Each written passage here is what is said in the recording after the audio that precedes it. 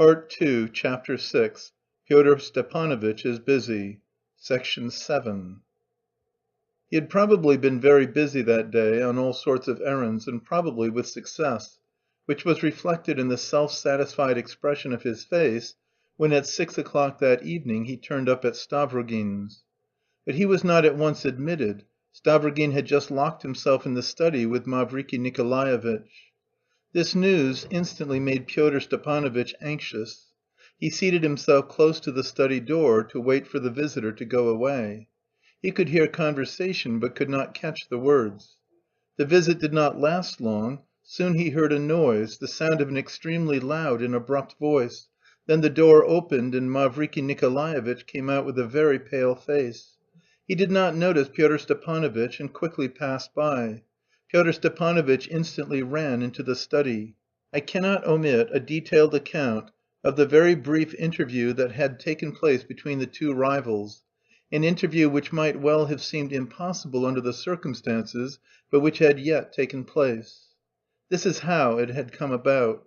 Nikolay Vsyevolodovitch had been enjoying an after-dinner nap on the couch in his study, when Alexey Yegorytch had announced the unexpected visitor. Hearing the name, he had positively leapt up, unwilling to believe it. But soon a smile gleamed on his lips, a smile of haughty triumph and at the same time of a blank, incredulous wonder. The visitor, Mavriky Nikolaevitch, seemed struck by the expression of that smile as he came in. Anyway, he stood still in the middle of the room, as though uncertain whether to come further in or to turn back. Stavrogin succeeded at once in transforming the expression of his face, and with an air of grave surprise took a step towards him. The visitor did not take his outstretched hand, but awkwardly moved a chair and, not uttering a word, sat down without waiting for his host to do so. Nikolay Vsyevolodovitch sat down on the sofa facing him obliquely, and, looking at Mavriky Nikolaevitch, waited in silence. "If you can, marry Lizaveta Nikolaevna," Mavriky Nikolaevitch brought out suddenly at last, and what was most curious, it was impossible to tell from his tone whether it was an entreaty, a recommendation, a surrender, or a command. Stavrogin still remained silent, but the visitor had evidently said all he had come to say, and gazed at him persistently, waiting for an answer. "If I am not mistaken, but it's quite certain, Lizaveta Nikolaevna is already betrothed to you," Stavrogin said at last. "Promised and betrothed," Mavriky Nikolaevitch assented firmly and clearly. "You have quarrelled?" "Excuse me, Mavriky Nikolaevitch." "No, she loves and respects me, those are her words. Her words are more precious than anything." "Of that there can be no doubt." "But let me tell you, if she were standing in the church at her wedding, and you were to call her, she'd give up me and every one and go to you." "From the wedding?" "Yes, and after the wedding." "Aren't you making a mistake?" "No. Under her persistent, sincere, and intense hatred for you, love is flashing out at every moment, and madness. The sincerest infinite love and madness. On the contrary, behind the love she feels for me, which is sincere too, every moment there are flashes of hatred, the most intense hatred. I could never have fancied all these transitions before." "But I wonder, though, how could you come here and dispose of the hand of Lizaveta Nikolaevna? Have you the right to do so? Has she authorized you?" Mavriky Nikolaevitch frowned, and for a minute he looked down. "That's all words on your part," he brought out suddenly. "Words of revenge and triumph. I am sure you can read between the lines, and is this the time for petty vanity? Haven't you satisfaction enough? Must I really dot my i's and go into it all? Very well, I will dot my i's if you are so anxious for my humiliation. I have no right, it's impossible for me to be authorized. Lizaveta Nikolaevna knows nothing about it, and her betrothed has finally lost his senses and is only fit for a madhouse, and, to crown everything, has come to tell you so himself. You are the only man in the world who can make her happy, and I am the one to make her unhappy. You are trying to get her, you are pursuing her, but, I don't know why, you won't marry her. If it's because of a lover's quarrel abroad, and I must be sacrificed to end it, sacrifice me. She is too unhappy, and I can't endure it. My words are not a sanction, not a prescription, and so it's no slur on your pride. If you care to take my place at the altar, you can do it without any sanction from me, and there is no ground for me to come to you with a mad proposal, especially as our marriage is utterly impossible after the step I am taking now. I cannot lead her to the altar feeling myself an abject wretch. What I am doing here, in my handing her over to you, perhaps her bitterest foe, is to my mind something so abject that I shall never get over it. Will you shoot yourself on our wedding day? No, much later. Why stain her bridal dress with my blood? Perhaps I shall not shoot myself at all, either now or later. I suppose you want to comfort me by saying that. You? What would the blood of one more mean to you?" He turned pale and his eyes gleamed. A minute of silence followed.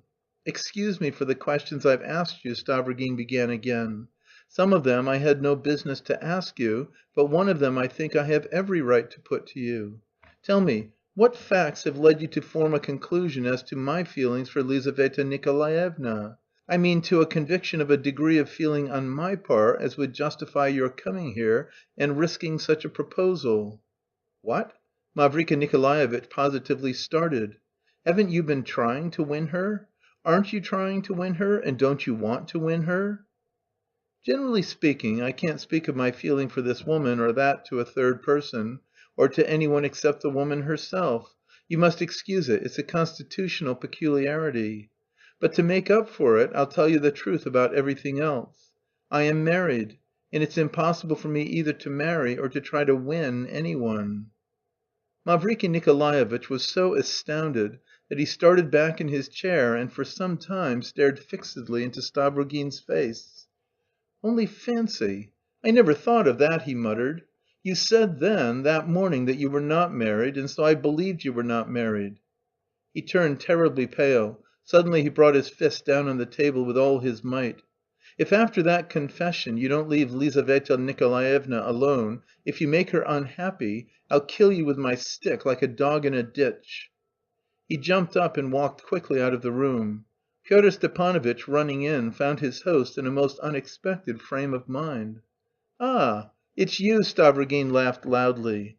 His laughter seemed to be provoked simply by the appearance of Pyotr Stepanovitch as he ran in with such impulsive curiosity. "Were you listening at the door? Wait a bit. What have you come about? I promised you something, didn't I? Ah, bah! I remember, to meet our fellows. Let us go. I am delighted. You couldn't have thought of anything more appropriate."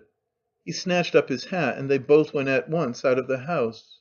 "Are you laughing beforehand at the prospect of seeing 'our fellows'?" chirped gaily Pyotr Stepanovitch, dodging round him with obsequious alacrity, at one moment trying to walk beside his companion on the narrow brick pavement, and at the next running right into the mud of the road.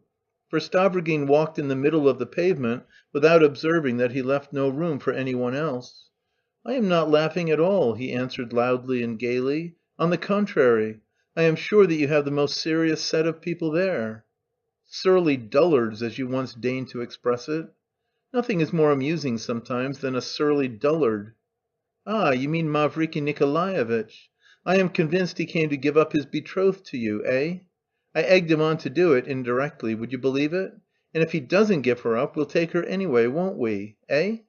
Pyotr Stepanovitch knew no doubt that he was running some risk in venturing on such sallies, but when he was excited he preferred to risk anything rather than to remain in uncertainty. Stavrogin only laughed.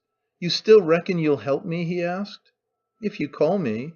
But you know there's one way, and the best one." "Do I know your way?" "Oh no, that's a secret for the time. Only remember, a secret has its place."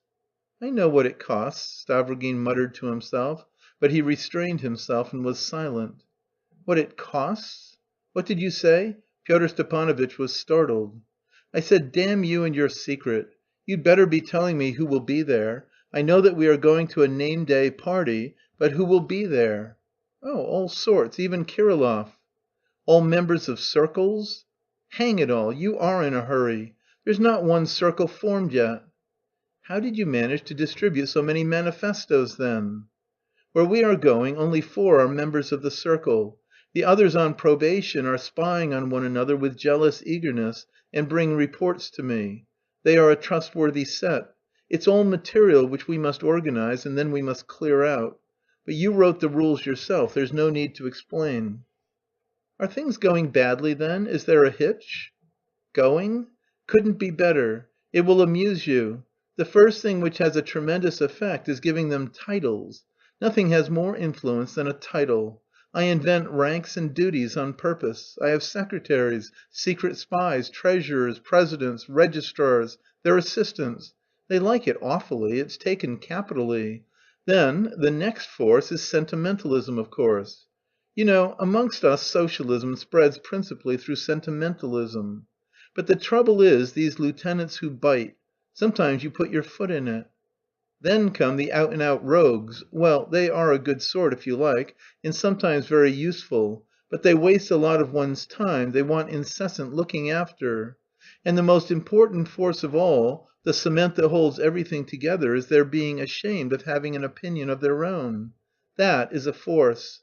And whose work is it, whose precious achievement is it, that not one idea of their own is left in their heads? They think originality a disgrace. If so, why do you take so much trouble?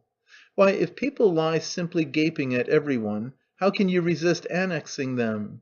Can you seriously refuse to believe in the possibility of success? Yes, you have the faith, but one wants will. It's just with people like this that success is possible. I tell you, I could make them go through fire. One has only to din it into them that they are not advanced enough. The fools reproach me that I have taken in every one here over the Central Committee and the innumerable branches. You once blamed me for it yourself, but where's the deception? You and I are the Central Committee, and there will be as many branches as we like." "And always the same sort of rabble?" "Raw material. Even they will be of use." "And you are still reckoning on me?" "You are the chief, you are the head. I shall only be a subordinate, your secretary. We shall take to our bark, you know. The oars are of maple, the sails are of silk. At the helm sits a fair maiden. Lizaveta Nikolaevna. Hang it, how does it go in the ballad?" "He is stuck," laughed Stavrogin. "No, I'd better give you my version. There you reckon on your fingers the forces that make up the circles. All that business of titles and sentimentalism is a very good cement, but there is something better. Persuade 4 members of the circle to do for a 5th on the pretence that he is a traitor, and you'll tie them all together with the blood they've shed as though it were a knot. They'll be your slaves, they won't dare to rebel or call you to account. Ha ha ha!" "But you shall pay for those words," Pyotr Stepanovitch thought to himself, "and this very evening, in fact. You go too far." This or something like this must have been Pyotr Stepanovitch's reflection. They were approaching Virginsky's house. "You've represented me, no doubt, as a member from abroad. An inspector in connection with the International?" Stavrogin asked suddenly. "No, not an inspector. You won't be an inspector. But you are one of the original members from abroad. Who knows the most important secrets, that's your rôle. You are going to speak, of course." "What's put that idea into your head? Now you are bound to speak." Stavrogin positively stood still in the middle of the street in surprise, not far from a street lamp. Pyotr Stepanovitch faced his scrutiny calmly and defiantly. Stavrogin cursed and went on. "And are you going to speak?" he suddenly asked Pyotr Stepanovitch. "No, I am going to listen to you." "Damn you! You really are giving me an idea." "What idea?" Pyotr Stepanovitch asked quickly. "Perhaps I will speak there, but afterwards I will give you a hiding, and a sound one too, you know. By the way, I told Karmazinov this morning that you said he ought to be thrashed, and not simply as a form, but to hurt, as they flog peasants." "But I never said such a thing." "Ha ha!" "No matter. Ce non è vero." "Well, thanks, I am truly obliged." "And another thing. Do you know Karmazinov says that the essence of our creed is the negation of honour, and that by the open advocacy of a right to be dishonourable a Russian can be won over more easily than by anything." "An excellent saying! Golden words!" cried Stavrogin. "He's hit the mark there. The right to dishonour. Why, they'd all flock to us for that, not one would stay behind. And listen, Verhovensky, you are not one of the higher police, are you?" "Any one who has a question like that in his mind doesn't utter it." "I understand, but we are by ourselves." "No, so far I am not one of the higher police. Enough! Here we are. Compose your features, Stavrogin. I always do mine when I go in. A gloomy expression, that's all, nothing more is wanted. It's a very simple business." CHAPTER VII.